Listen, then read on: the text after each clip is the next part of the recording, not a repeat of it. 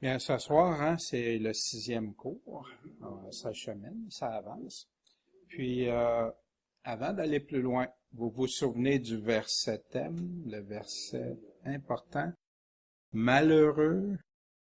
Non, c'est pas ça. Bienheureux, heureux.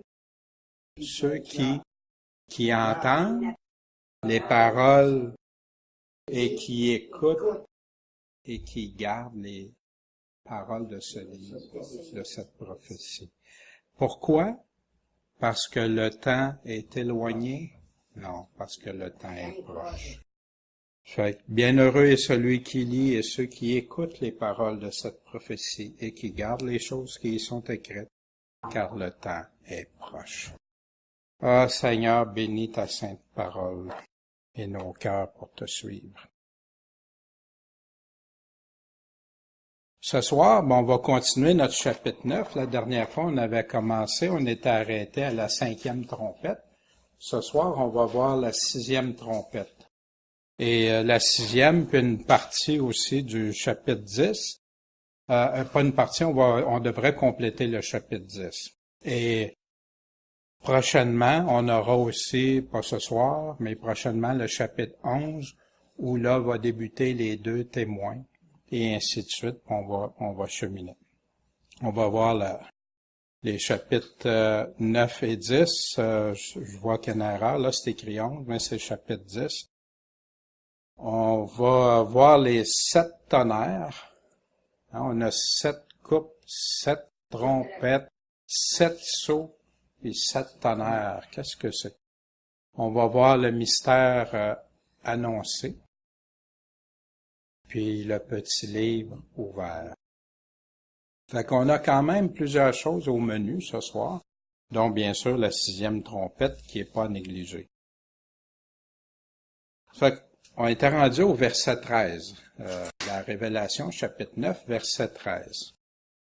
Alors, le 6e ange sonna de sa trompette, là c'est toujours Jean, et j'entendis une voix sortant des 4 cornes de l'autel d'or qui est devant la face de Dieu. Vous vous souvenez, il y a l'autel dans le temple et l'autel qu'il y avait dans la tente, autrefois le tabernacle mobile et tout ça. Il y avait des cornes à des tables avec une corne à chaque coin.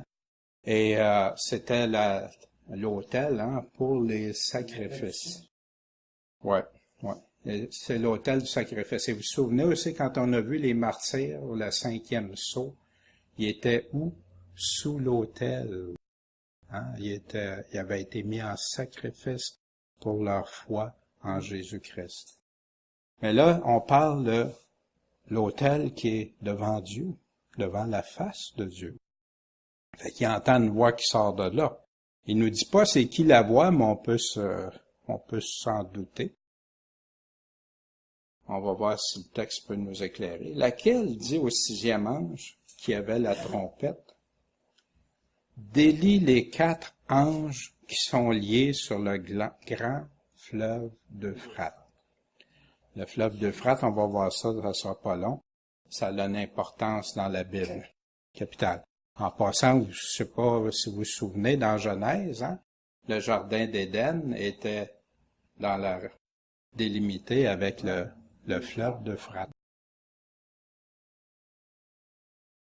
Fait qu'on délia donc les 4 anges. On va aller voir qui ça peut bien être, si on a des indices pour ça. Les 4 anges qui étaient prêts pour l'heure, le jour, le mois, puis l'année. Fait que ces 4 anges-là, ils étaient déjà tous préparés. Ils attendaient juste la date précise. Puis plus que la date de l'année, plus que la date du mois, plus que le jour, même l'heure était calculée. Puis dans quel but? À la fin, ici, où est-ce qu'ils sont ces 4 anges-là? Le texte nous dit où ils sont. Ça va être important pour essayer de comprendre c'est qui ou c'est quoi ces 4 anges-là.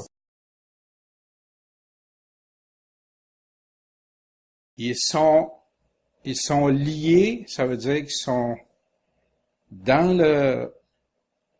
au fleuve d'Euphrate, ils sont sur la terre.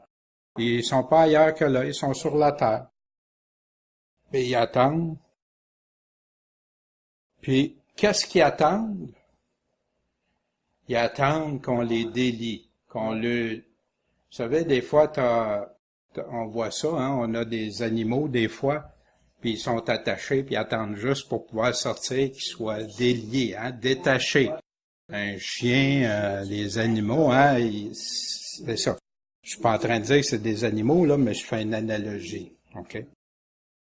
Puis pourquoi? Qu'est-ce qu'ils attendent? Ils attendent d'être déliés. Puis dans quel but? C'est quoi leur mission?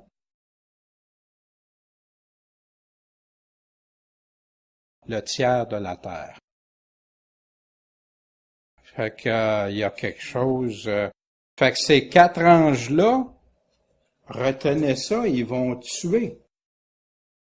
Bon, on va aller voir parce qu'il va nous en parler après, d'une autre façon.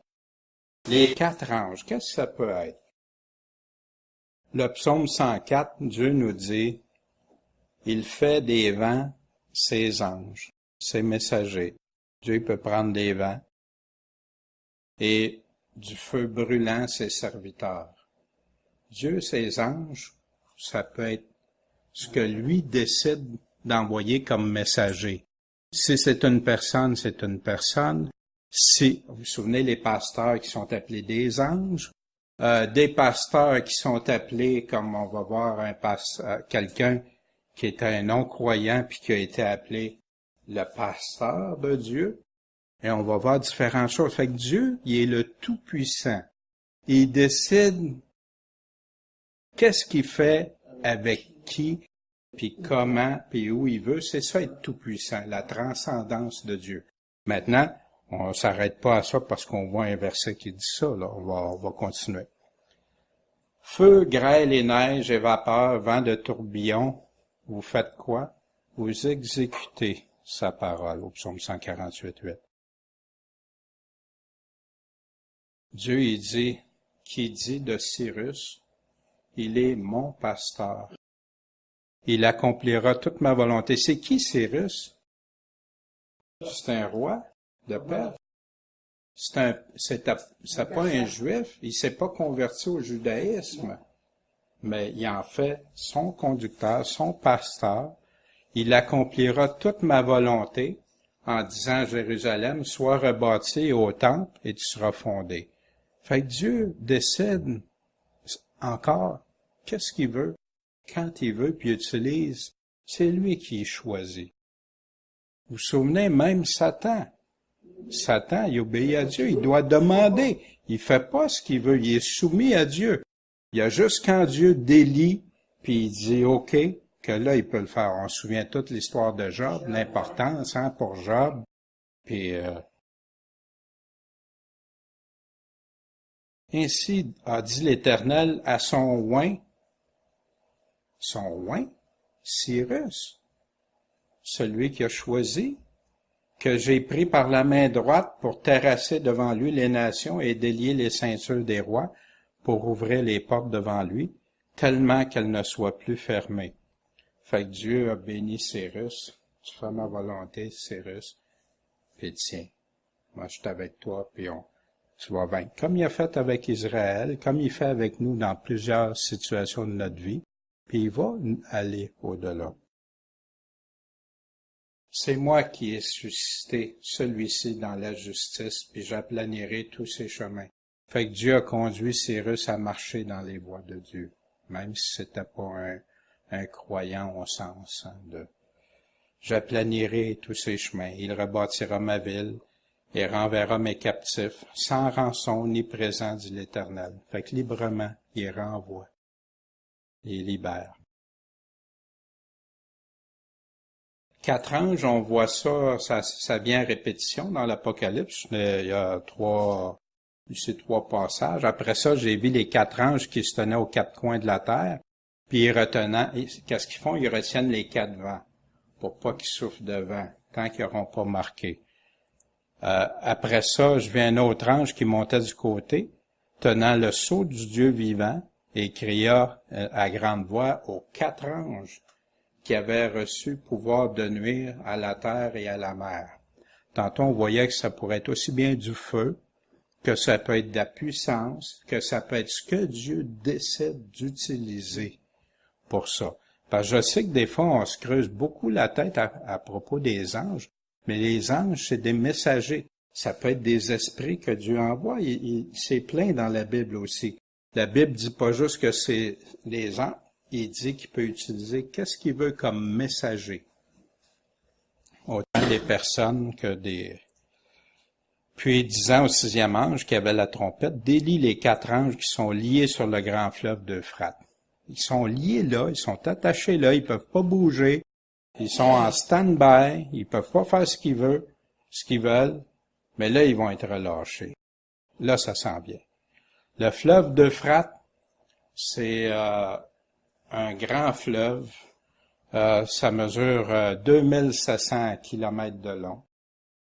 Ça traverse principalement quatre grands pays, dont la Turquie, la Syrie, puis l'Irak. Et le fleuve d'Euphrate est un endroit stratégique.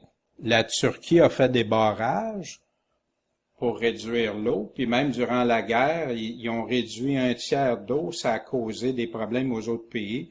Plusieurs pensent que c'est parce qu'ils voulaient aider les Alliés dans ça, ils avaient réduit l'eau. Les pays sont en conflit, il y a un conflit à cause du fleuve actuellement, parce que il y en a qui veulent l'eau, d'autres qui la gardent pour eux autres, en tout cas, il y a beaucoup de tensions, puis il n'y a pas de loi internationale qui règle ça. Il y en a pour les bateaux, mais pas pour... Ça, c'est l'eau potable. Fait qu'imaginez chaque pays, la tension que ça monte. C'est comme ici, on n'a pas ce problème-là, on a de l'eau partout. Mais, exemple, les États-Unis, là, c'est toutes nous autres qui auraient l'eau, puis ils voudraient l'eau. Qu'est-ce qui pourrait arriver, hein? Des tensions internationales, entre pays, puis tout ça. Mais le fleuve d'Euphrate, on va voir quand on va être rendu à la 6e coupe. Je veux pas aller trop vite, mais rendu à la 6e coupe, le fleuve d'Euphrate va être tout asséché. Ça, c'est le départ, ça, ce qu'on lit ici, là. Puis après ça, le fleuve va tout être asséché pour permettre à des armées qui viennent de l'Est. On verra ça plus tard. Fait que, voyez où il y a l'étoile, là, c'est Israël. Okay? Fait que, puis, vous savez, le Armageddon, hein, la vallée de Megiddo, c'est juste à côté de Jérusalem. Puis où va se faire le grand rassemblement pour le combat de grande armée qui vont rassembler partout? Ben oui. Puis la voie pour qu'ils puissent passer, j'anticipe un peu, on va y revenir plus quand on va être rendu au 6e, mais je vous donne ça en toile de fond parce que c'est bien important de comprendre ça. C'est un endroit très stratégique puis qui va faire brasser pour que ces armées-là puissent aller jusqu'où? Jusqu'à Israël, qu'ils puissent se réjouir, aller rejoindre. Si vous regardez sur cette carte-ci, à votre gauche, en rouge, c'est vrai, il y a après ça, il y a y a-tu un rayon laser? Ouais. OK. Ici, Israël. Excusez, ici Israël. Israël est ici. Puis, fait que là, on a la Turquie, on a la Russie en haut, hein, qui est juste en haut. On a, qu'est-ce qui vient de l'Est? On a l'Inde, la Chine, puis la Russie. Fait que c'est tous des pays, ça, qui pourraient avoir besoin de traverser l'Euphrate pour aller où? Quand on va être rendu à l'Armageddon. On n'est pas encore rendu là. Mais je vous le montre parce que, puis en quelque part, on va voir rendu au 6e, la 6e coupe de colère, qu'est-ce qui va se passer? C'est qu'ils vont les rassembler, les réunir pour aller tout là. Puis il parle que c'est pour permettre aux rois de l'Est. C'est pour ça que je vous parle de l'Est. De l'Est, qu'est-ce qu'il y a à l'Est d'Israël? Puis qu'il y a l'Euphrate, hein? Ben, il y a tout ça. Il y a la Chine, il y a l'Inde, puis la Russie. On verra plus tard, quand on sera rendu à ce point-là, on regardera quel pays ça peut être.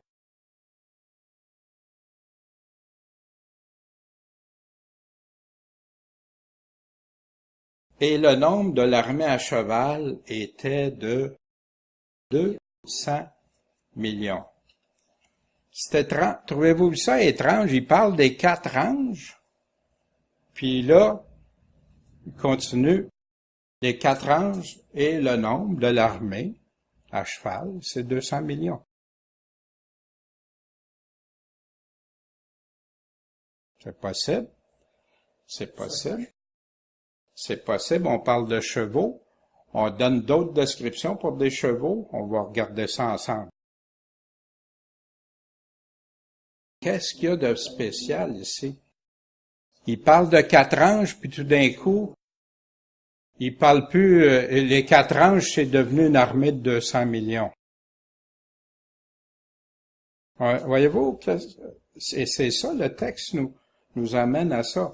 Fait que ces 4 anges-là, les 4 anges, c'est 4 puissances. Il y a 4 puissances. Puis il y en a plusieurs qui sont impliqués. Puis, quel ange qui a une armée de 200 millions? Ben, écoutez, on peut s'imaginer. Je sais que le Time Magazine disait ça fait longtemps, il me semble dans les années 70, là, si je ne me trompe pas. Puis il disait que l'armée chinoise avait une capacité de soulever 200 millions dans le temps d'armée, comme armée.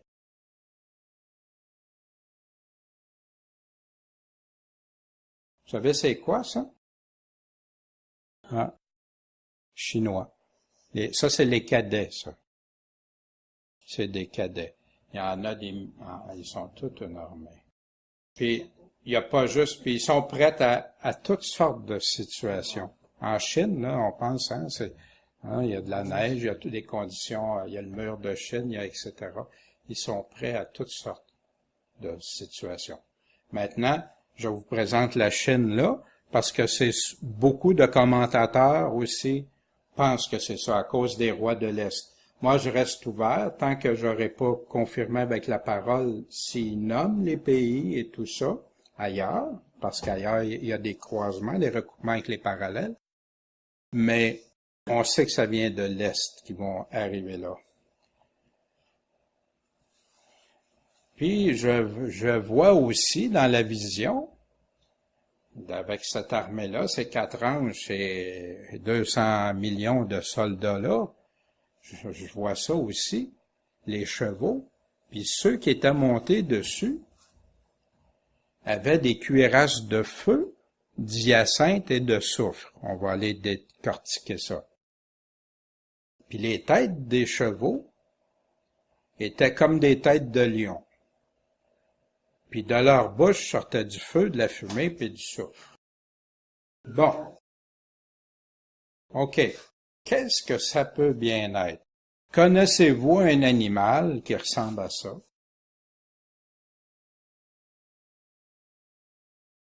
Vous vous souvenez?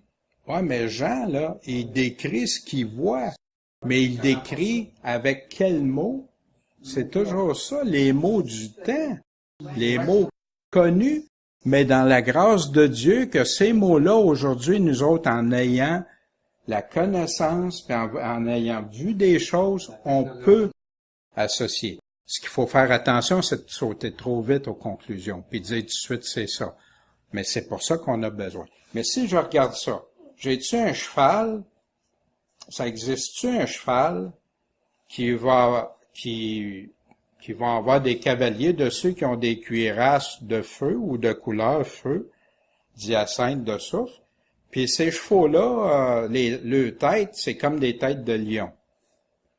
Je sais qu'ils font beaucoup de croisements animaux, là, mais à date, j'en connais pas avec des têtes de lion. Puis surtout pas que le feu sort de leur bouche, puis de la fumée, puis du soufre. Voyez-vous? Fait que pour moi, j'aime beaucoup prendre la Bible littéralement, le plus littéral possible, les mots qui sont utilisés, mais ici, c'est très clair que ça n'existe pas, puis il y en a qui disent, ça va exister dans le futur. Regarde, je pense pour moi. Et on va voir pourquoi.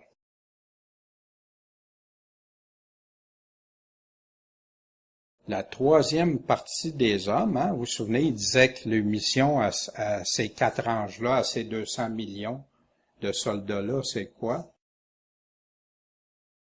C'est d'aller tuer par 3 choses. Le tiers des hommes, par le feu, la fumée, puis le souffle. Puis il répète encore qu'ils sortaient de leur bouche. Ça sort de là, le feu. Habakkuk, pour les chevaux. L'autre fois, on avait vu dans Joël, on va y revenir plus tard. Il est redoutable et terrible. C'est de lui-même que procède sa loi et sa grandeur. Il parle pas de Dieu, là. Là, il est en train de parler du conquérant, de la fin. Puis c'est des textes qui parlent de la fin des temps, ça. Ces chevaux sont plus légers que des léopards. Ça veut dire qu'ils sont très rapides. Plus ardents que les loups du soir. Des loups du soir, c'est agressif, puis c'est très, ça devient très dangereux même. Ces cavaliers s'avancent fièrement.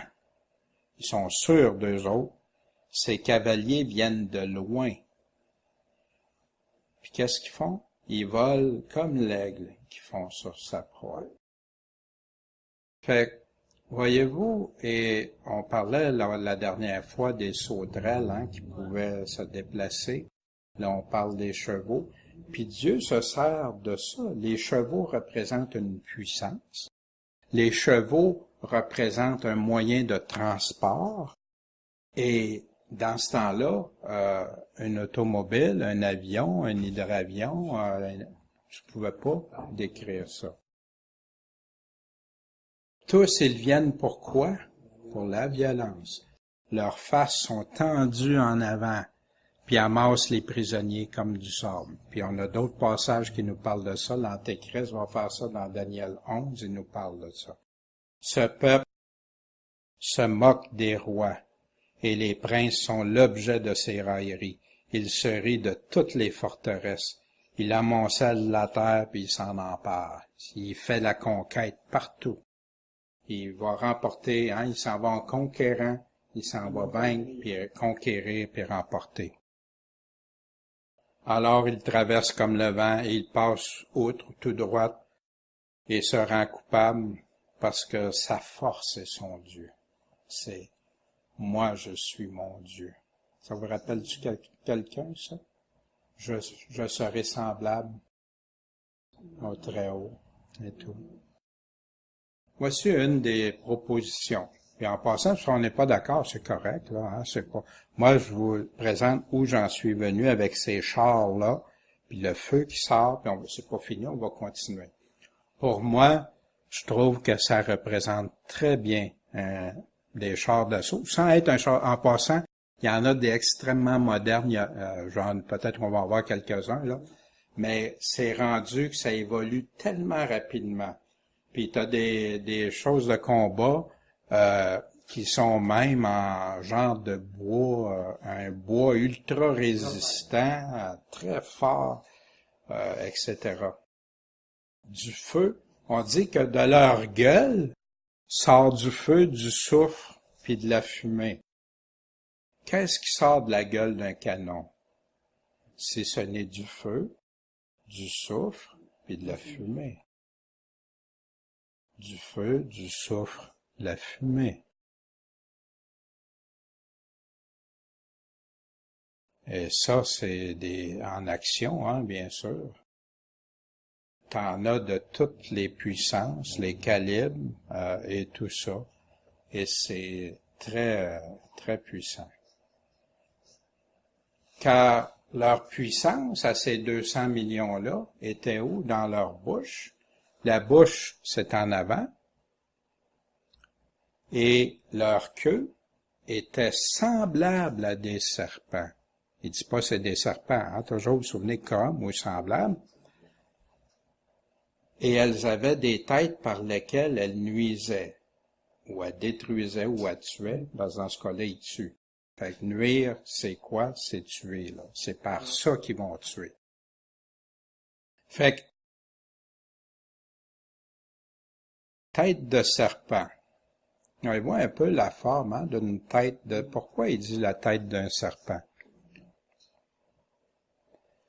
Quand tu regardes le canon, il est en long, ça c'est une chose, puis il va avoir une gueule, ça va sortir. Je sais pas si vous voyez aussi sur le dessus, dans ce cas-ci, elle est montée en avant, puis il y en a une en arrière, c'est des mitraillettes. Puis dans leur aiguillon sort le feu.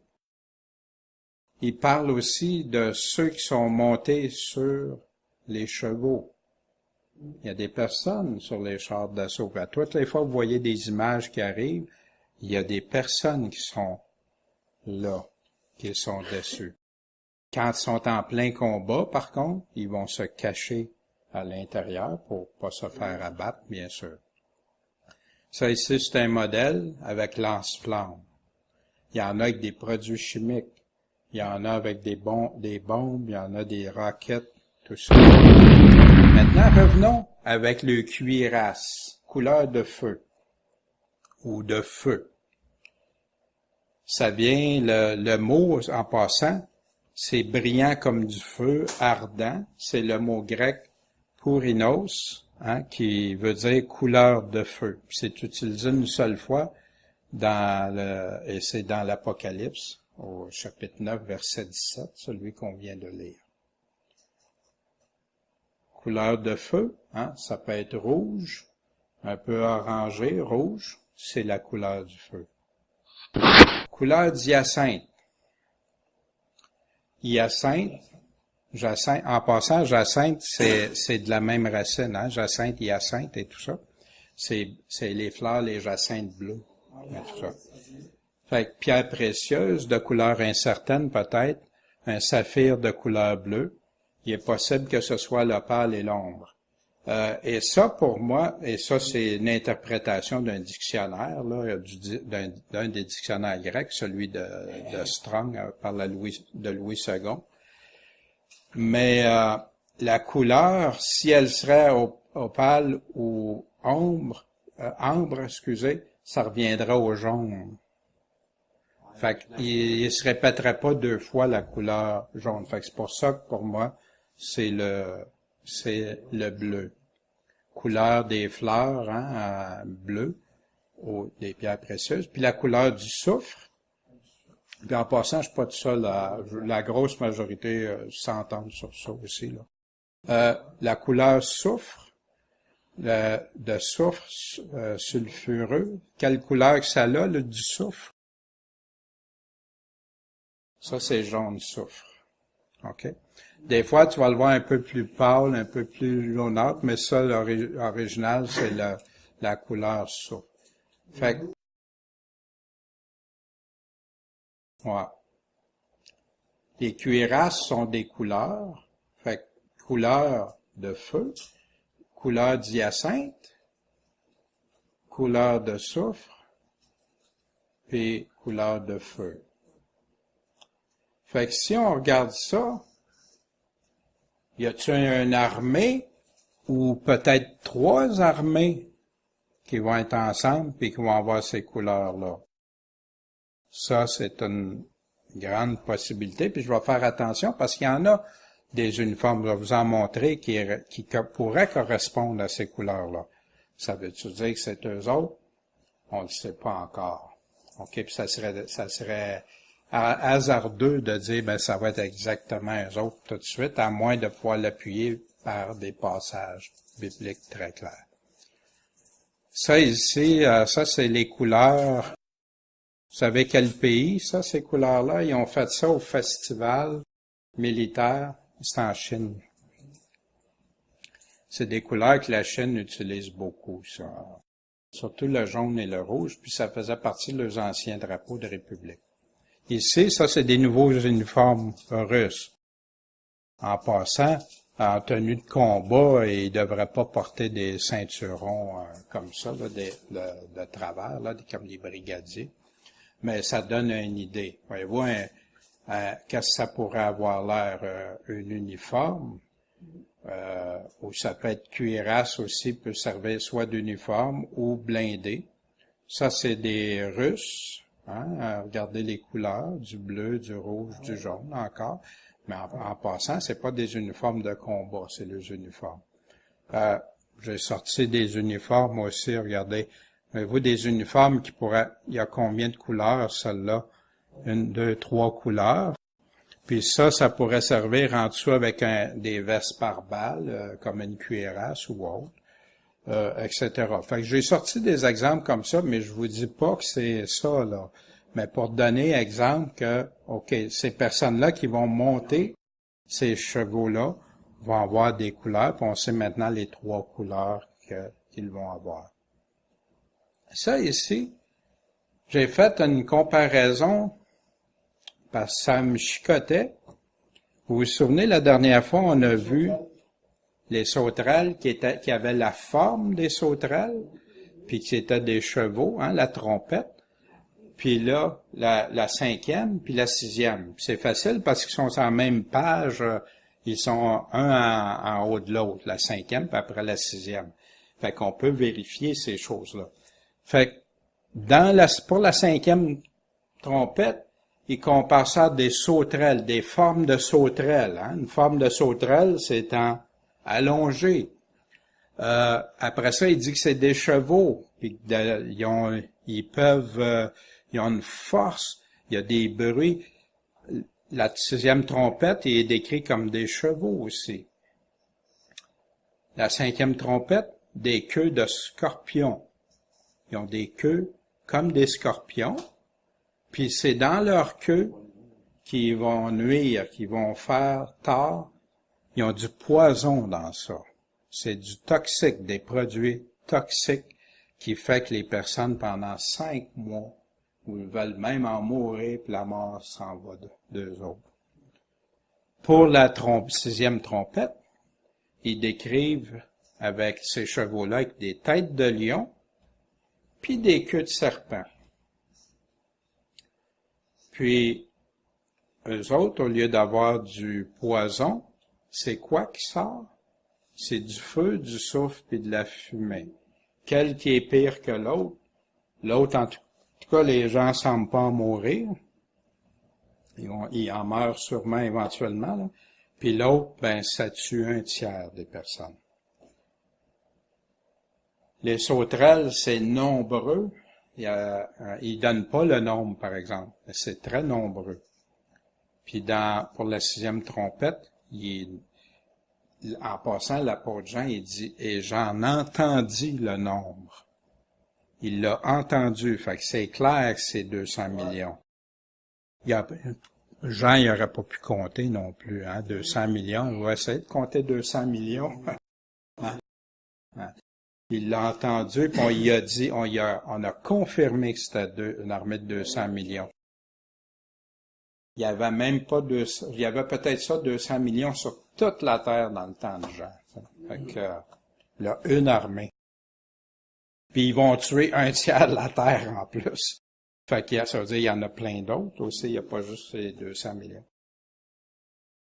La puissance, il y a une épaisse fumée. Fait que c'est très sombre. Il va faire noir à la 5e trompette. Puis à la 6e, il va y avoir du feu, de la fumée et du soufre. On va voir des images de combat, de guerre, ce que ça fait.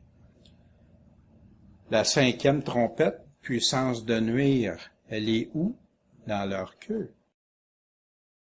Dans l'autre, la 6e trompette, la puissance est dans leur gueule, puis dans leur queue aussi. La première, il faut souffrir pendant 5 mois. La 6e, elle, c'est à tuer. Puis, voyez-vous, ces bêtes-là, ou qu'on appelle comme des bêtes, là, parce qu'on leur donne des chevaux, des sauterelles, tout ça, ils tuent 1/3 des hommes. Queue comme des scorpions, dans le premier, hein, cinquième trompette. L'autre, c'est quoi? Comme des serpents.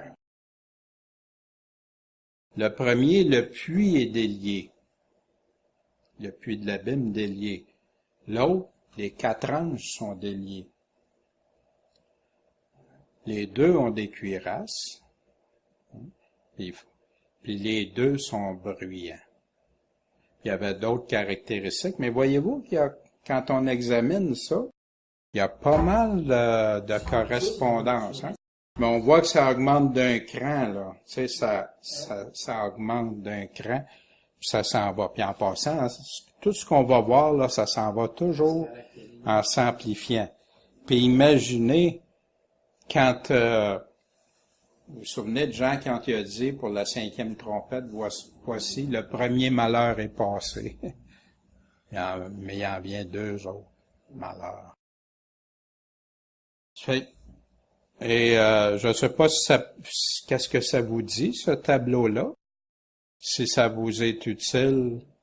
Moi, ça m'est utile parce que ça enlève pour moi, dans mon esprit, que à cause du puits de l'abîme, puis tout ça, pour moi, tu sais, puis je sais, on a discuté l'autre fois avec Gaston par la suite, que moi, je voyais ça comme des choses démoniaques bien extraordinaires.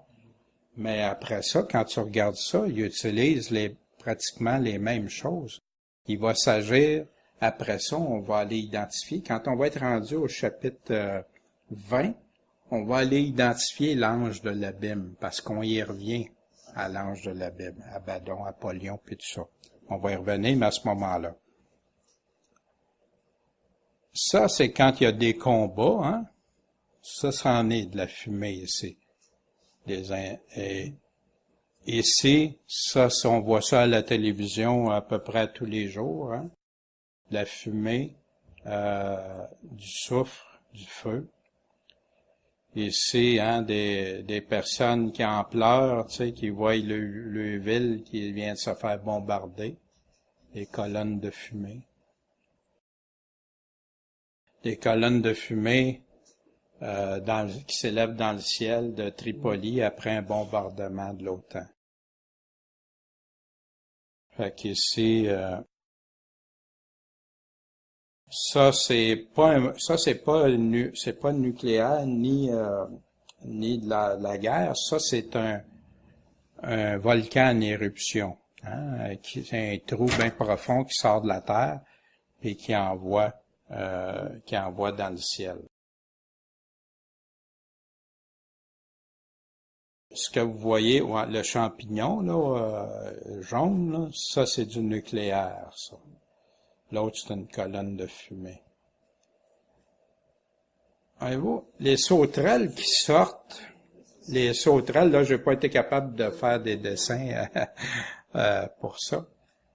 Mais moi, des sauterelles qui sortent, quand il dit on voit des sauterelles sortir de la fumée, là, ben d'un combat aérien, c'est ça qu'on voit. Les hélicoptères, au lieu de dire sauterelles, des hélicoptères. Fait que c'est pour ça que j'ai beaucoup, en tout cas. Puis, vous savez, jamais je vais barrer mon esprit et dire c'est impossible que ça soit d'autres choses. Parce que même de toute façon, la technologie avance, puis ça peut changer, il peut y avoir des affaires encore plus extraordinaires et tout ça. Mais actuellement, pour moi, ce que Jean a vu, ça décrit très bien, ça colle très bien à ces images-là de sauterelles. Des hélicoptères en plein combat. La tête d'un serpent. Voyez-vous, les mitrailleurs, ça c'est un canon de mitraillette d'un char d'assaut, où t'en as des similaires après les hélicoptères, t'en as après différents, ils les adaptent là, selon les choses. Puis regardez comment c'est fait. Fait que c'est en long, il dit comme un serpent, c'est long, c'est comme un tuyau, hein? Puis il y a une tête. La tête, elle change sa forme au bout. Ça a une forme différente. De leur aiguillon, hein? Vous vous souvenez quand il parlait de leur aiguillon sortait. C'est avec ça qu'ils nuisaient. Fait que donc, qu'est-ce qu'on a vu à date dans les trompettes. La première trompette, on a vu, bon, on va faire juste une petite révision parce que je sais qu'on a vu plusieurs choses. La grêle, du feu, puis du sang, mêlé de sang. Puis ça a fait quoi la première trompette? Ça l'a détruit un tiers de la végétation plus l'herbe, toute l'herbe. La deuxième, c'est comme une montagne de feu qui a tombé dans la mer, puis il y a un tiers des créatures qui en sont morts, puis il y a un tiers des bateaux qui ont été détruits. Fait qu'il faut que ça soit quelque chose de puissant. Beaucoup pensent soit météorite, mais météorite, pour aller rejoindre si large, il faudrait que ça soit une météorite. Mais plus les gens pensent du nucléaire ou quelque chose qui a fait un ravage à un endroit, mais qui s'est étendu, qui a pris l'expansion d'un tiers. La troisième trompette, l'étoile absinthe. Vous vous souvenez, on avait vu ça, même le mot Tchernobyl, l'absinthe. Puis qu'est-ce que ça fait? C'est que l'eau de source, l'eau potable, qui devient comme du sang, puis ça occasionne plusieurs morts.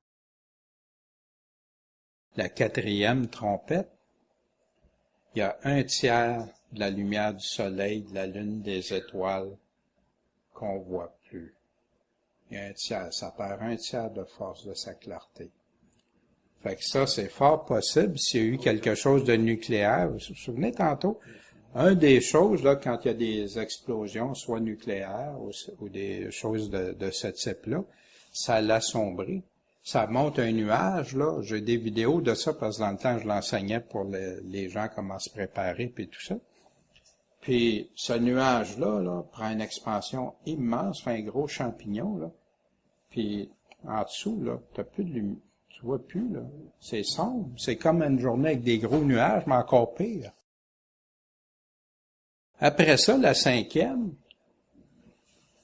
les ténèbres, des douleurs pour tous ceux qui ont la marque de la bête, puis un grand combat avec Apollyon, avec justement les sauterelles et tout ça. Puis là, on vient de voir, autour du fleuve Euphrate, il y a 4 anges ou 4 puissances ou 4, en tout cas qui ont 200 millions, ces 4 anges-là. Ils ont une armée de 200 millions. Fait que c'est quand même pas à négliger. Puis ils font la guerre, puis ils tuent un tiers des hommes.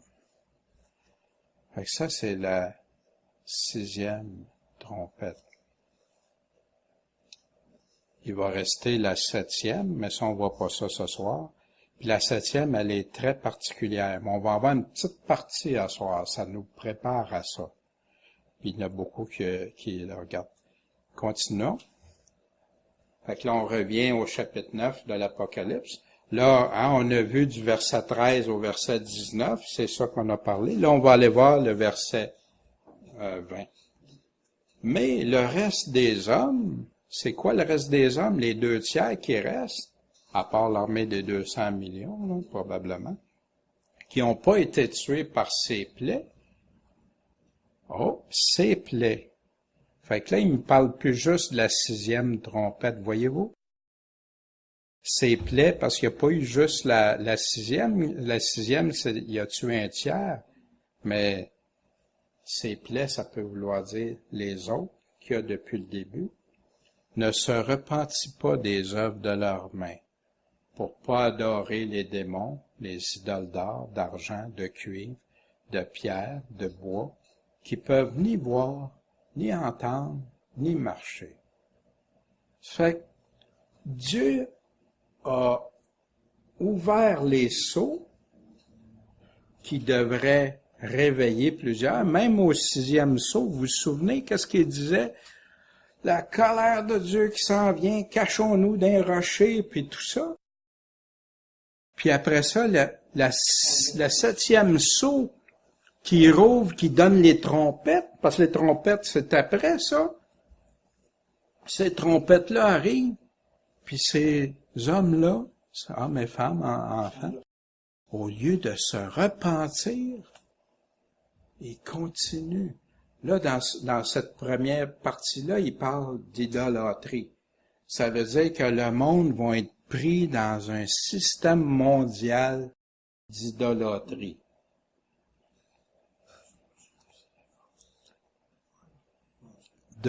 Puis pourtant, Dieu, ça date d'il y a longtemps, dans Deutéronome chapitre 4, versets 15 à 19. Vous prendrez donc bien garde à vos âmes. Jésus nous dit ça, la même chose, hein? Prenez garde. Car vous n'avez pas vu aucune figure au jour où l'Éternel, votre Dieu, vous parla à Horeb au milieu du feu, hein? Avec Moïse et tout ça. De peur que vous ne vous corrompiez et que vous ne fassiez quelque image taillée, quelque ressemblance qui représente juste une chose, non, quoi que ce soit. Aucune ressemblance de quoi que ce soit. Quelque figure, que ce soit mâle ou femelle. Que ce soit pas de figure de quelque bête qui soit sur la terre, ou d'un oiseau ailé qui vole dans les cieux.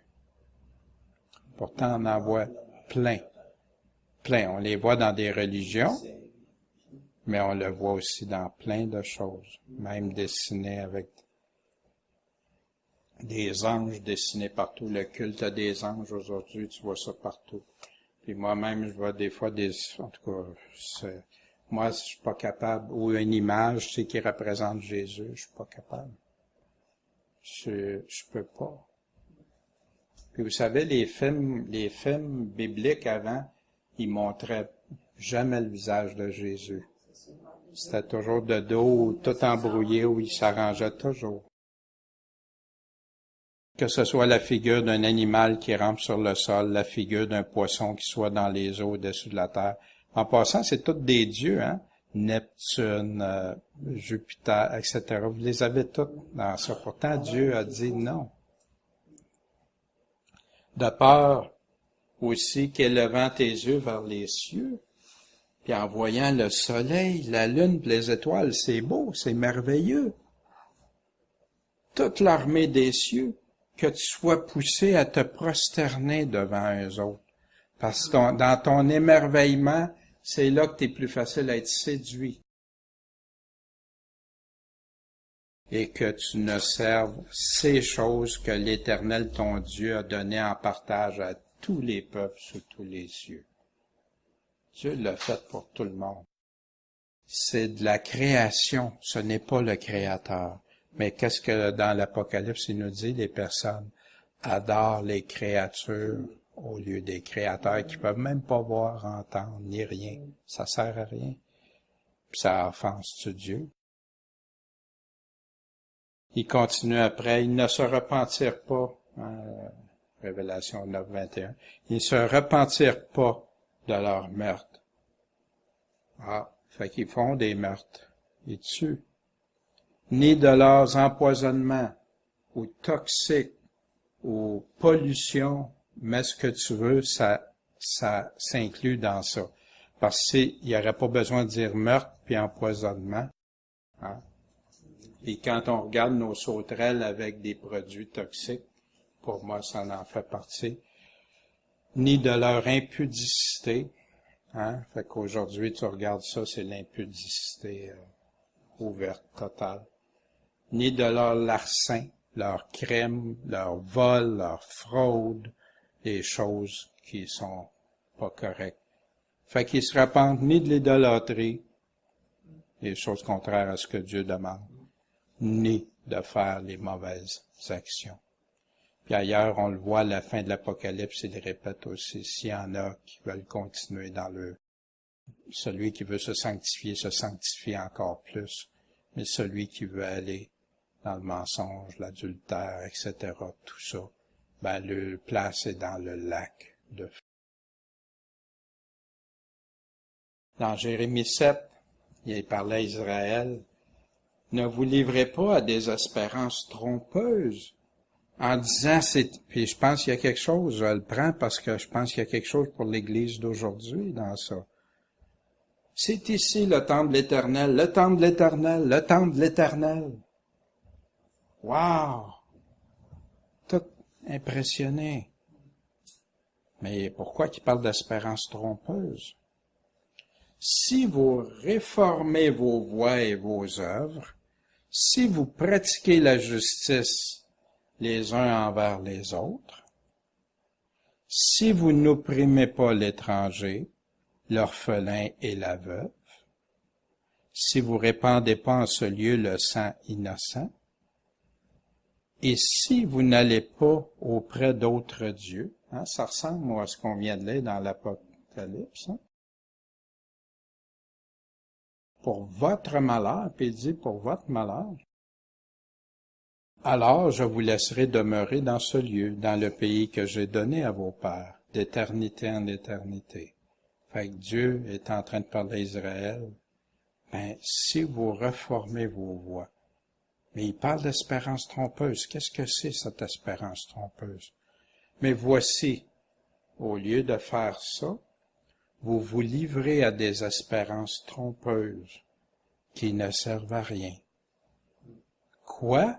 Dérober, tuer, commettre des adultères, jurer faussement, offrir de l'encens à Baal, aller auprès d'autres dieux que vous ne connaissez pas. Puis on a vu dans le Nouveau Testament, c'est quoi aller auprès d'autres dieux? Paul nous en parle, un autre évangile, un autre Jésus, un autre esprit, ceux qui se déguisent en anges de lumière, après d'autres dieux que vous ne connaissez pas. Puis, vous venez vous présenter devant moi, dans cette maison sur laquelle mon nom est invoqué. Et vous dites, nous sommes délivrés, on est sauvés, on a le salut. Puis c'est afin de commettre toutes ces abominations. Est-elle à vos yeux une caverne de voleurs?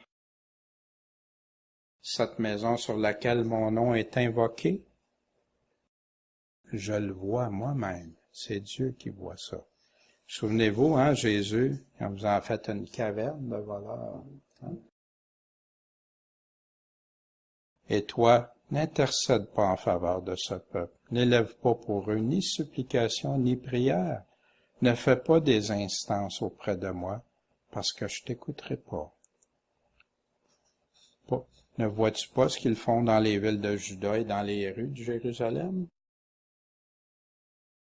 Les enfants ramassent du bois, les pères allument le feu, les femmes pétrissent la pâte, pour préparer des galettes à la reine du ciel. Ça vous rappelle-tu quelque chose, ça? La reine du ciel, puis des galettes.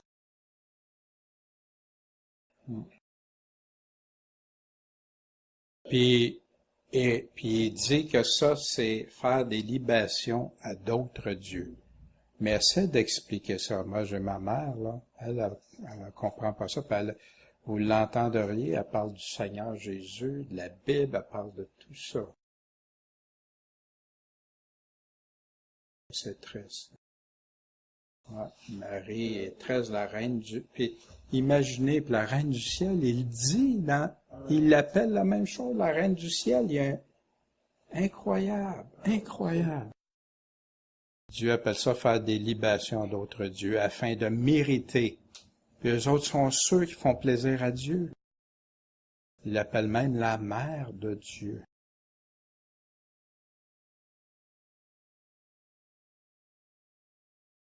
Est-ce moi qu'ils héritent, dit l'Éternel, n'est-ce pas eux-mêmes à leur propre confusion?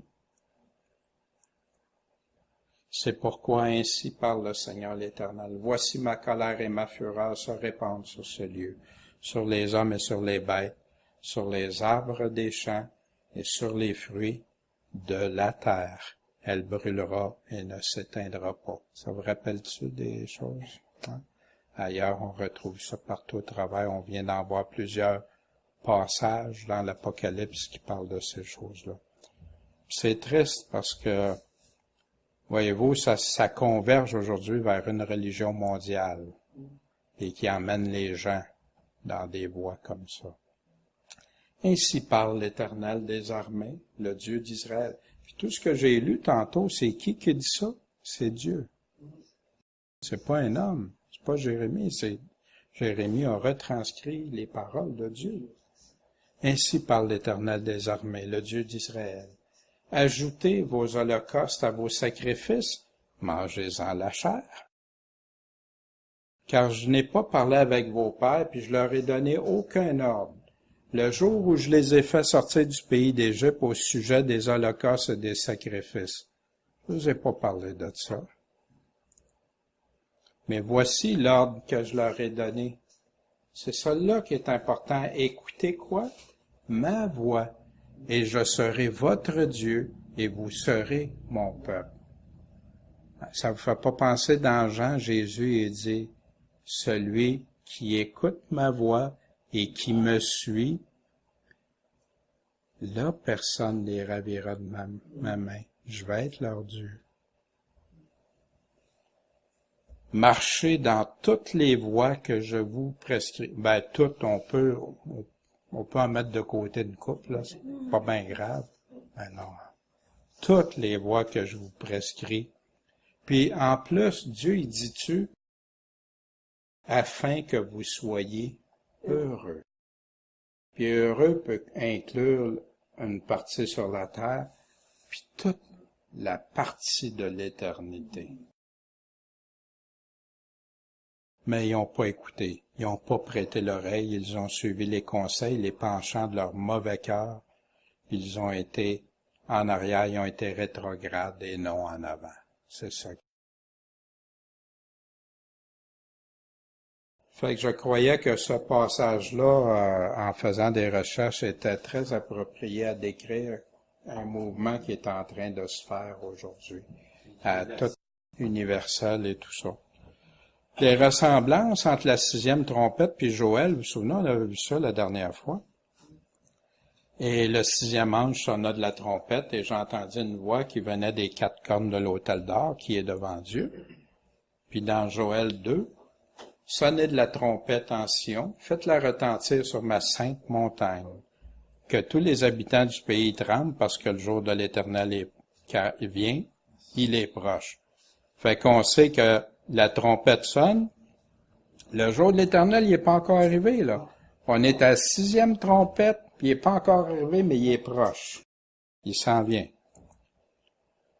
Ainsi, dans la 6e trompette, ainsi je vis les chevaux dans la vision et ceux qui les montaient ayant des cuirasses couleur de feu, des couleurs d'hyacinthe et de soufre. Dans Joël 2, leur aspect est comme l'aspect des chevaux. Ils ressemblent comme des chevaux, puis ils s'élancent comme des cavaliers. Ça va vite, ça. Quand tu t'élances, là, dans ce temps-là, Jean voyait, puis Joël aussi voyait, ça, c'était vite, ça flyait. La 6e trompette, les têtes des chevaux étaient comme des têtes de lions, et de leur bouche il sortait du feu, de la fumée et du soufre. Un feu dévore devant lui et derrière lui, une flamme consume. Avant lui, le pays est un jardin d'Éden, après lui, c'est un désert affreux. Il n'y a rien qui lui échappe. Car le pouvoir des chevaux était dans leur bouche et dans leur queue. Leur queue était semblable à des serpents ayant des têtes, et c'est avec elles qu'ils faisaient du mal. C'est comme un bruit de char quand ils bondissent au sommet des montagnes, comme le pétillement d'une flamme de feu qui dévore du chaume. C'est comme un peuple puissant rangé en bataille. Puis quand on regarde dans les visions de Jean, autant pour la 5e que la 6e trompette, c'est majeur, là. C'est des grandes troupes, des grandes armées, des choses qui vont faire mal.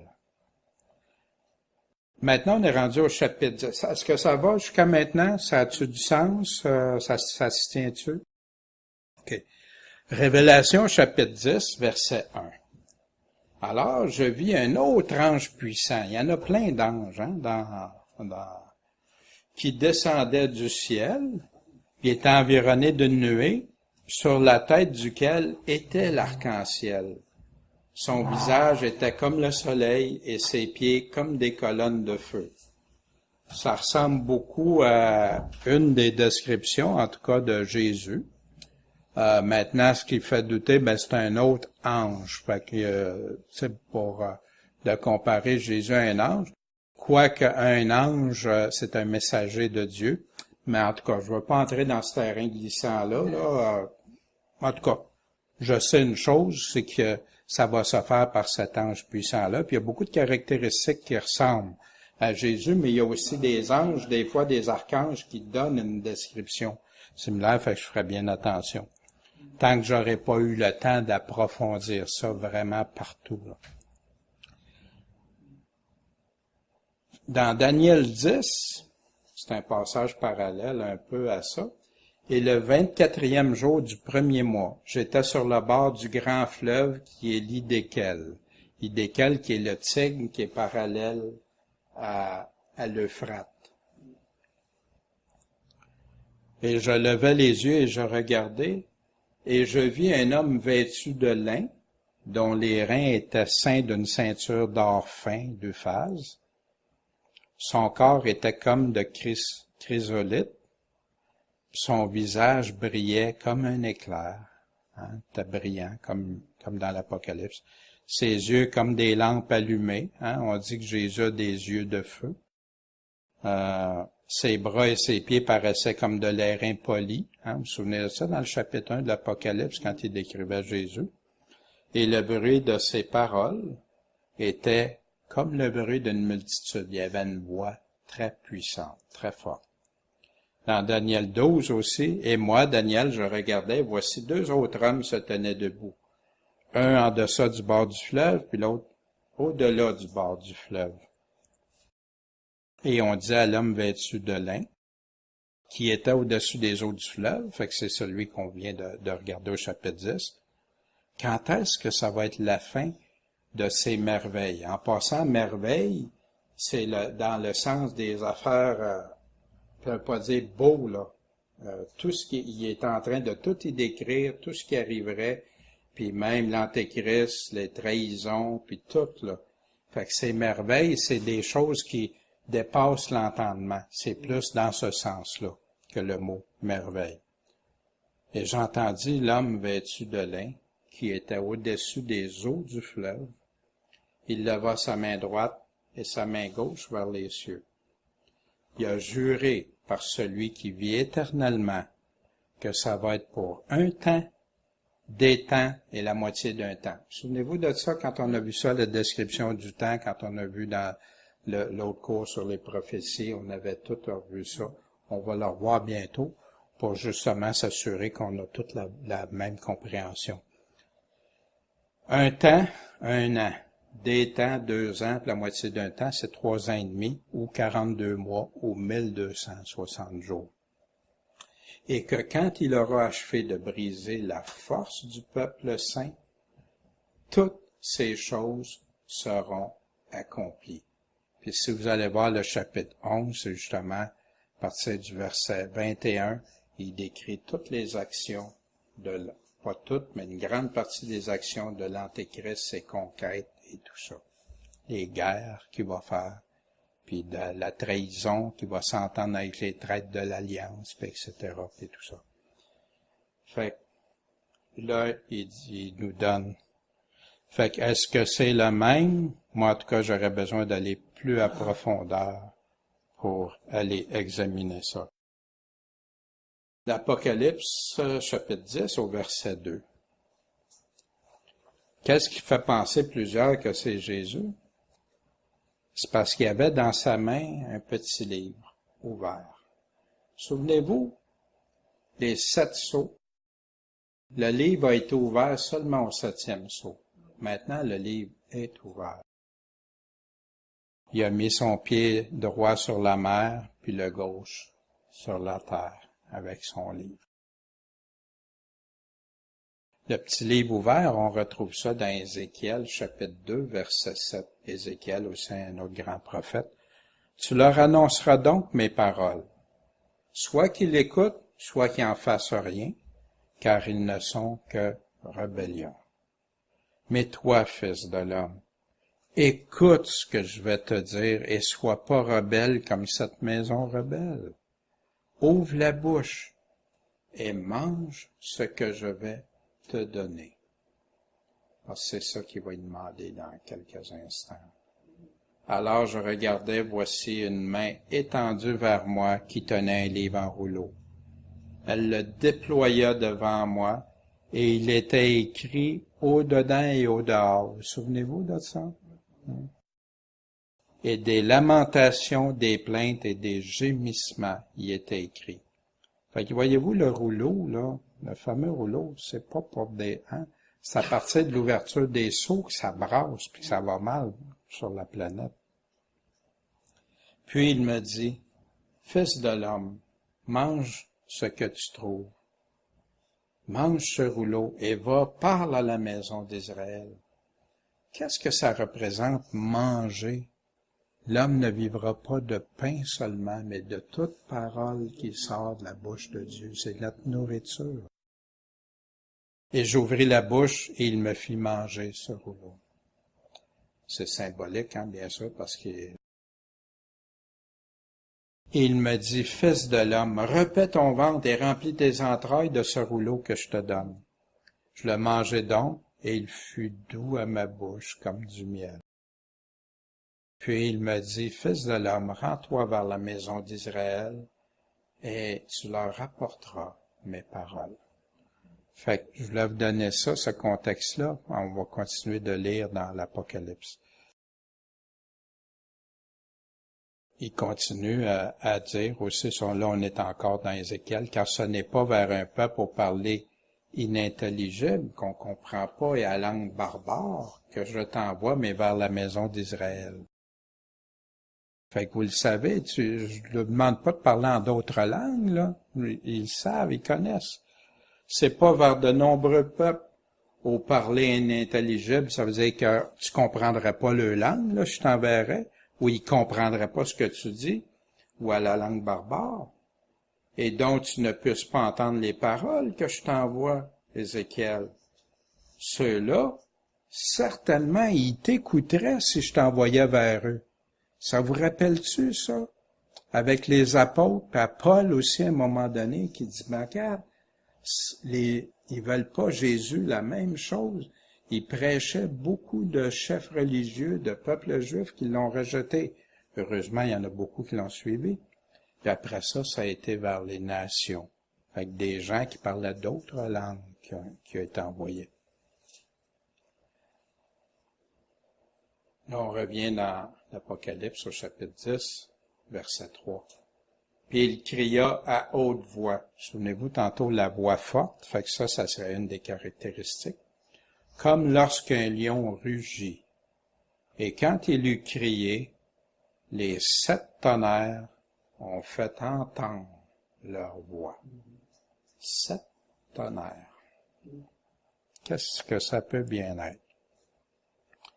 Puis après que les 7 tonnerres eurent fait entendre leur voix, fait qu'ils ont parlé, ils ont dit quelque chose, j'allais l'écrire.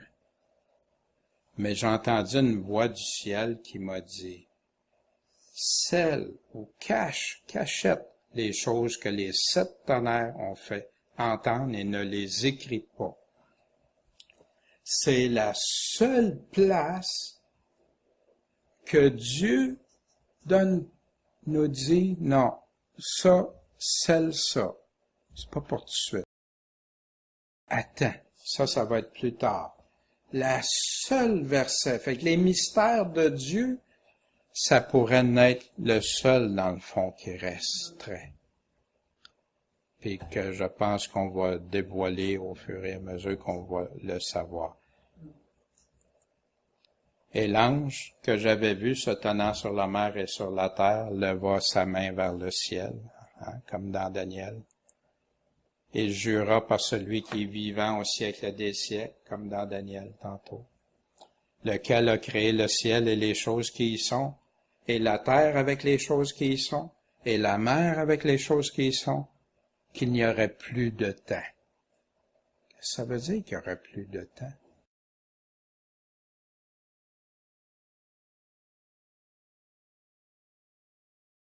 On arrive à la fin. Il n'y aura plus de temps, la fin des temps, la fin des âges, d'âge en âge.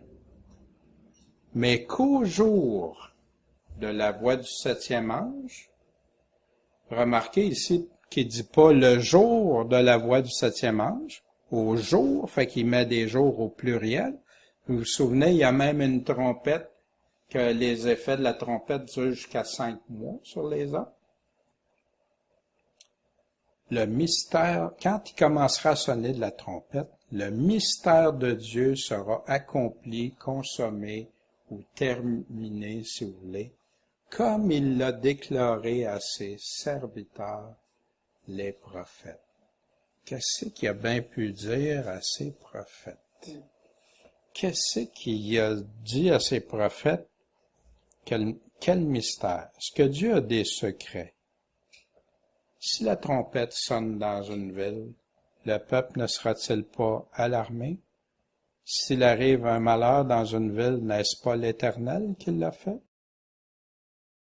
Car le Seigneur, l'Éternel, ne fait rien qu'il n'ait révélé son secret à ses serviteurs, les prophètes. Fait que nous autres, c'est qui les prophètes de Dieu? On a tout ici. Tout ce qu'on a besoin de savoir, il manque pas une parole. On a tout. Tous ces prophètes ont écrit. Maintenant, oui, tu vas avoir des personnes qui vont annoncer, comme quand on parle des choses qui s'en viennent. Si tu parles à quelqu'un qui a un jugement qui s'en vient, tu donnes une prophétie. C'est pas encore arrivé, ça s'en vient. Mais ça ne fait pas de toi que tu es un prophète au sens de les hommes qui ont été choisis. Le psaume 25, 14, excusez-moi. Le secret de l'Éternel est pour qui? Pour ceux qui le craignent. Et qu'est-ce qu'il va faire? Il va leur faire connaître son alliance. Fait que le secret, fait qu'il y en a là, c'est tout chinois pour le... Mais ça, c'est Dieu. On doit demander à Dieu, c'est lui qui dévoile les secrets. C'est lui. Mais il nous dit quoi? De le craindre. Pas d'être terrorisé puis ramper à terre, c'est pas ça, mais de le craindre, de haïr le mal, de dire que c'est lui le Tout-Puissant. Puis s'il dit quelque chose, je conteste pas avec. S'il me dit de faire quelque chose qui fait pas mon affaire, je le conteste pas. Ça, c'est craindre Dieu. Daniel 9, 22, des secrets. Daniel parle, il m'instruisit, il me parla et me dit, parlait de l'ange, maintenant je suis venu pour te rendre sage et intelligent. Seigneur, accorde-nous cette faveur-là, rends-nous sages et intelligents pour comprendre. Daniel, quand tu commençais à prier, la parole est sortie, et je suis venu te l'annoncer, parce que tu es un bien-aimé. Hey, ça c'est des paroles qu'on aimerait tellement, mais Dieu nous dit qu'on est ses bien-aimés. On est les bien-aimés de Dieu. Puis ici, parce que tu es un bien-aimé, fais donc attention à quoi? À la parole, puis tu vas comprendre la vision. Comprends la vision.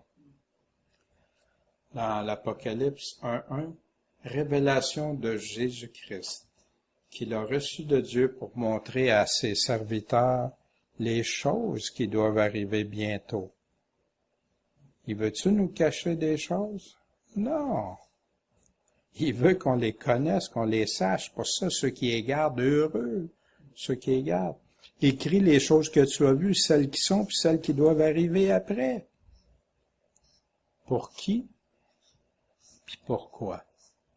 Alors les disciples s'étaient approchés lui dire, « Pourquoi leur parles-tu en parabole, en exemple, pourquoi tu lui parles comme ça? Tu donnes juste des exemples au lieu de dire... Il répondit et leur dit, parce qu'il vous est donné de connaître les mystères du royaume des cieux. Avec Dieu, il n'y a plus de mystère. Parce que même quand on voit Paul, quand il parle de mystère, si vous regardez comme il faut dans le texte, il vient, voici, je vous dévoile le mystère, voici, puis les gens ne portent pas attention, souvent il y en a qui veulent voir des mystères partout. Mais c'est pas ce que la parole enseigne. Oui, il y a des choses qu'on ne connaît pas de Dieu qu'on va connaître juste quand on va le connaître, des choses que Dieu sait qu'on n'a pas besoin de savoir tout de suite. Mais c'est pas des mystères, ça. Ça, c'est dans la science de Dieu. Sa grande transcendance qui sait que j'ai pas besoin de ça, puis ça pourrait peut-être même me nuire. Puis il veut qu'on ait la foi. C'est quoi la foi? La confiance. Puis cette confiance qui grandit toujours de plus en plus. Parce qu'il vous est donné de connaître les mystères du royaume des cieux. Fait que c'est-tu caché? Ben non. Mais eux autres, ça leur est pas donné. Puis là, c'est là qu'il dit, parce qu'on va donner à celui qui a, il aura encore davantage. Mais pour celui qui n'a pas, on lui ôtera même ce qu'il a.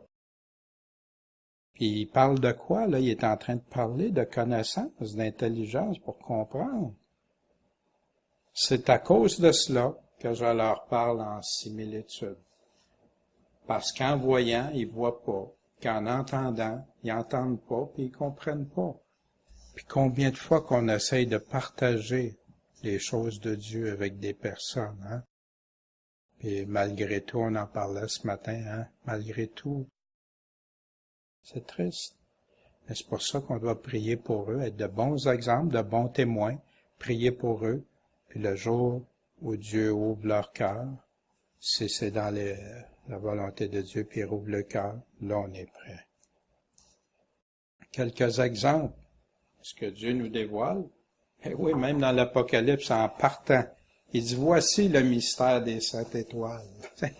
Il nous garde pas. Regarde, je sais que ça a l'air compliqué, je vais te l'expliquer.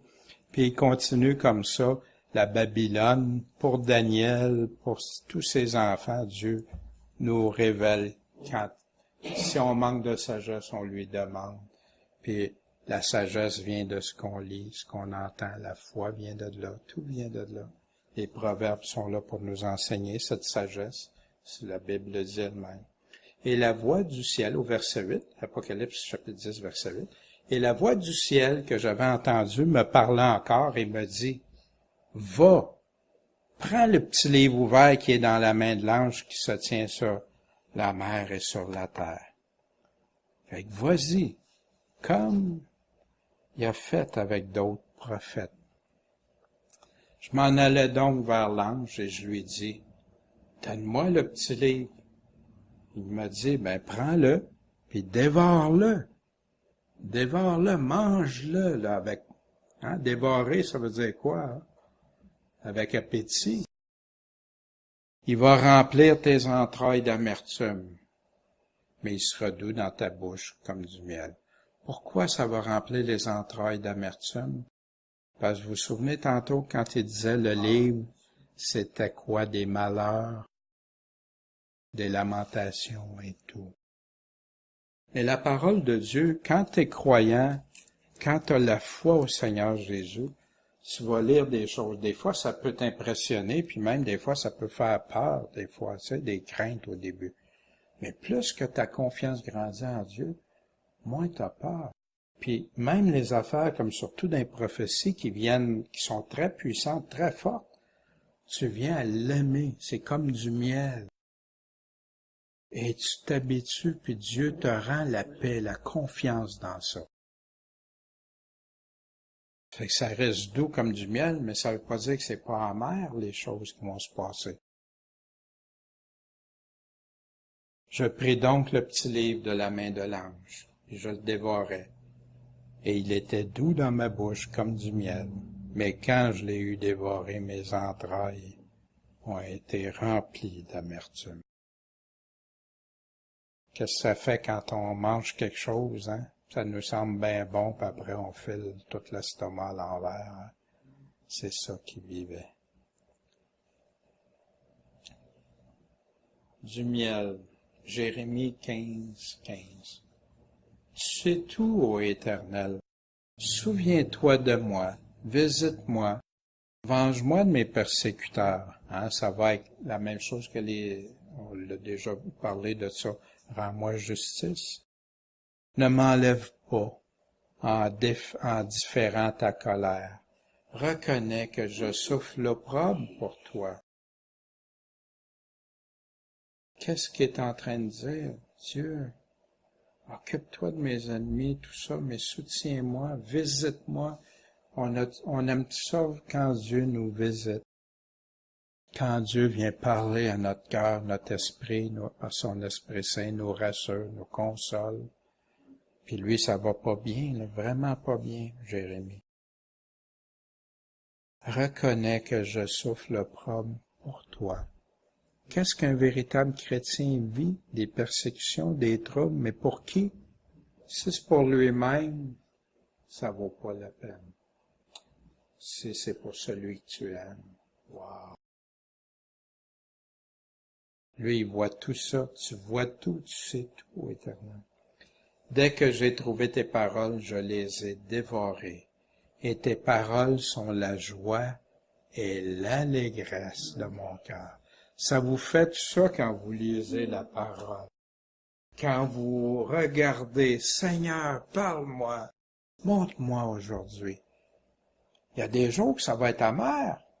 Il y a des jours, oui, ça va être doux, mais ça va devenir amer parce que ça me tiraille sur une affaire. Ou, je dis, ouais, Seigneur, c'est vrai, tu me dis d'aimer mon prochain, j'ai-tu vraiment fait ça quand j'ai dit ça à l'autre, là, ou de l'autre, puis tout ça?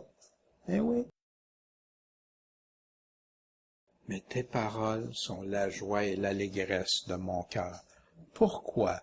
Parce que le Dieu tout-puissant, le Dieu transcendant, quand il dit quelque chose, sois bien assuré que c'est toujours pour ton bien, ton éternité, puis les choses à venir qui s'en viennent, que nous autres, on est tellement voilés, puis notre cœur endurci, qu'on pourrait même pas voir sans sa parole, qu'on pourrait même pas comprendre une partie comme ça. Vous savez, la parole, on la lit, ça fait plus qu'une trentaine d'années, puis je redécouvre toujours des choses, toujours.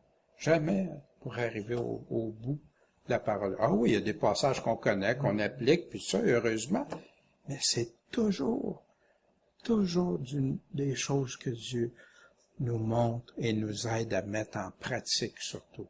Parce que je peux avoir toute la connaissance, mais si je ne le pratique pas, rien. L'allégresse de mon cœur, car ton nom est invoqué sur moi, Éternel Dieu des armées. Ton nom sur moi. Wow. Et au chapitre 10, verset 11, et ça va être bientôt la fin du chapitre. Alors il me dit, il faut que tu prophétises encore à plusieurs peuples puis à plusieurs nations, langues et rois. Qu'est-ce qu'il veut dire par là?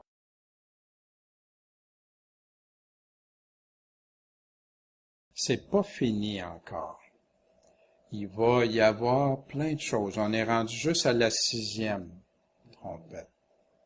Il y a la 7e trompette puis les 7 coupes, mais on va voir ça, les trompettes puis les coupes aussi, comment il y a des choses qui se recroisent. En tout cas, quand on sera rendu là, je vous donnerai en tout cas ma position. Et le livre de l'Apocalypse, voyez-vous, si tout serait terminé, il dirait pas ça rendu au chapitre 10. On n'est même pas à la moitié encore de l'Apocalypse.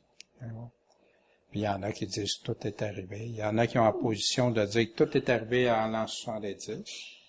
Fait que tout le reste sont obligés de l'interpréter tout symboliquement. C'est déjà tout arrivé. Je sais pas comment ils peuvent voir ça. Il y en a d'autres. Il y en a d'autres que pour eux, bien, c'est tout historiquement. Comme beaucoup d'anciens chrétiens, pas les premiers, mais après, là, ceux de la Réforme, exemple, voulait tellement voir la parole s'accomplir qu'il donnait un sens historique. Fait qu'il essayait de trouver dans l'Apocalypse tous des événements qui étaient survenus, fait qu'eux autres qui étaient rendus à la 6e trompette, puis tout ça. Puis tu vois, là, ils donnent des dates, là, c'est entre telle date et telle date. Mais pensez-vous que c'est possible? Est-ce qu'il y avait une armée de 200 millions déjà? C'est pas encore arrivé nulle part dans l'histoire. Est-ce qu'il y avait des choses, le soleil, la lune, les îles, tout a été brassé par des gros tremblements de terre? Oui, il y a eu des tremblements de terre, mais jamais comme ça. Fait que donc, et c'est pour ça que l'Apocalypse, heureux ceux qui lisent, qui entendent et qui gardent les choses. Le temps s'en vient, c'est proche. J'aimerais juste, pour l'Apocalypse Révélation, on va terminer ici, juste quelques minutes, vous présenter des actualités d'aujourd'hui. Fait que je sais pas, pour enlever ça probablement du vidéo, là, ça va être dépassé depuis longtemps, sûrement. Les actualités d'aujourd'hui. C'est un courriel que j'ai reçu aujourd'hui. Puis ça m'a fait penser parce que en ouvrant la télé, j'aime voir les nouvelles. Puis j'avais vu par un courriel antérieur qui était pour lapider une femme là, qui est mariée. Aux nouvelles, ils n'ont pas dit toute l'histoire. C'est une femme qui a été élevée par une chrétienne et elle est devenue chrétienne. Puis elle est retournée dans son secteur. Elle s'est mariée avec un chrétien. Puis le peuple musulman a décidé que non. Ça, au Pakistan, non. T'es pas marié, t'es adultère. Ils reconnaissaient pas le mariage, puis ils l'ont lapidé aujourd'hui. Ils l'ont tué. La police était là, puis puis c'est comme ça dans plusieurs choses. Ici, ça c'est la voix des martyrs que je reçois, que des fois je vous partage des choses. Ici, on dit que chaque année, plus ou moins 700 filles chrétiennes entre 12 et 25 ans sont kidnappées puis forcées à se marier avec leur kidnappeur. Puis ils sont obligés de se convertir à l'islam au Pakistan. Fait qu'on nous demande de prier pour eux autres. Voulez-vous, on va prendre quelques instants pour prier pour eux autres. C'est terrible ce qu'ils vivent là. Des jeunes filles. Imaginez, ça arriverait à nos filles.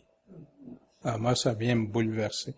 Je regarde ces visages-là, tu sais, de jeunes filles là-bas au Pakistan, puis, tu sais, Ça, c'est cette semaine. Le premier ministre israélien, Benjamin Netanyahou, puis le pape, qui partagent un moment ensemble quand le pape est arrivé à l'aéroport de Ben Gurion à Tel Aviv. Là, si vous voyez les visages, vous savez, c'est assez particulier parce que quand l'histoire sait qu'en arrière des tortures des Juifs, le Vatican est en arrière de ça. Même ça a été prouvé dans la Deuxième Guerre mondiale avec. C'est plein d'écrits, tout écrit, tout. Puis, ils sont en train de s'allier avec le pape. Je vous ai parlé aussi de ce qui se passe, que le pape, il y a un message spécial pour les églises évangéliques de revenir puis dans l'unité, puis etc. Pourtant, c'est la même institution qui a martyrisé des millions de chrétiens parce qu'ils aimaient Dieu puis ils voulaient juste lire la Bible et aimer le prochain. Le président israélien, Shimon Peres, qui accueille le pape en Israël. Regardez ça, comment ils se tiennent, comment le sourire et tout ça. Ça, c'est Israël d'aujourd'hui.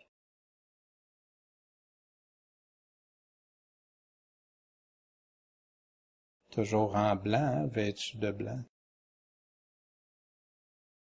Il a rencontré en premier, le pape a rencontré le président Mahmoud Abbas, puis après ça, il a célébré une messe dehors pour la communauté chrétienne, entre guillemets, à l'église de la Nativité de Bethléem. Il était à Bethléem. Puis il a dit ça. Quelle grande grâce de pouvoir célébrer l'Eucharistie, quand tu sais c'est quoi, à l'endroit où Jésus est né, dit le pontife romain devant les milliers de personnes qui étaient devant lui.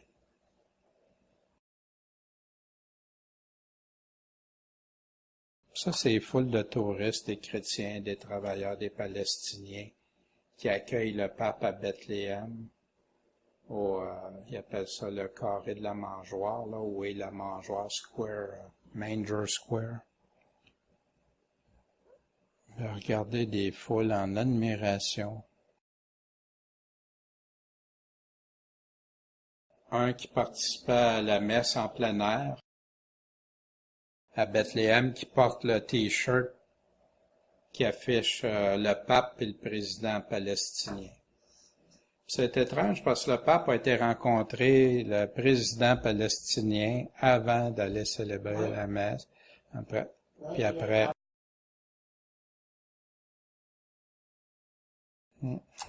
Jérusalem, soyez libres de croire. Mais regardez, 3 entités qui sont là, aucune chrétienne.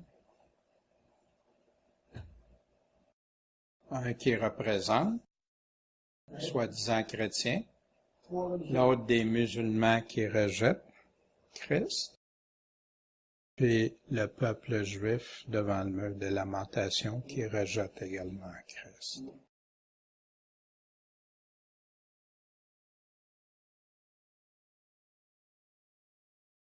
On est dans des temps assez particuliers. Puis je dis pas, je fais pas de déclaration puis regardez, non. Mais on est rendu dans une étape, un changement, là. Puis que là, les gens sont en train d'embarquer dans une séduction mondiale.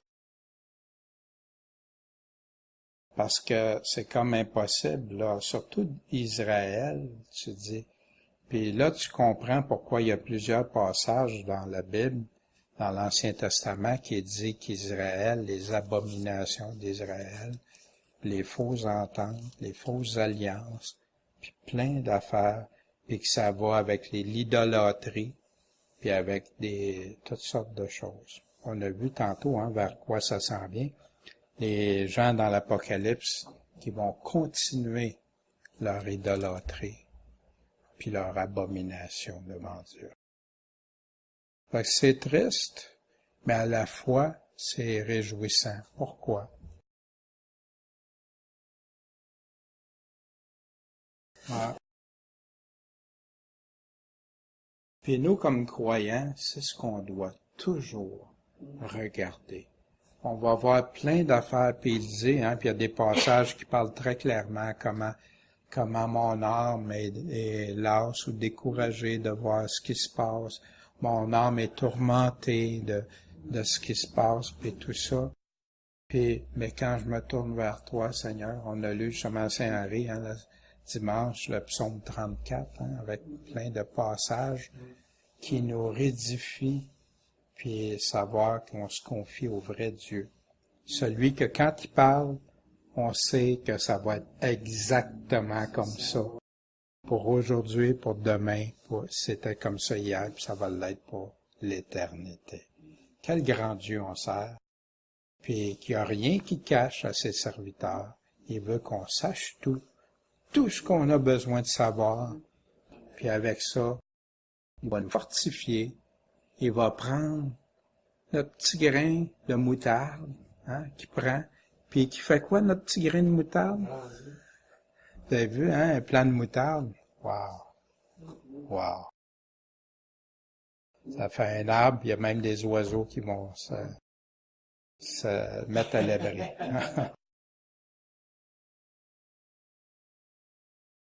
Ouais.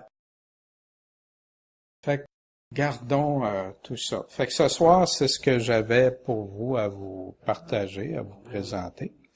Puis, en souhaitant que tous, on va toujours aller de plus en plus le cœur affermi, joyeux et garanti par Dieu. J'ai pris une tranche de pain tantôt, je l'ai pas mangé pour savoir si elle était douce comme du miel d'avant, mais toi, le Dieu qui fait merveille, tu manifestes ta puissance pour ton peuple, tes enfants. Amen.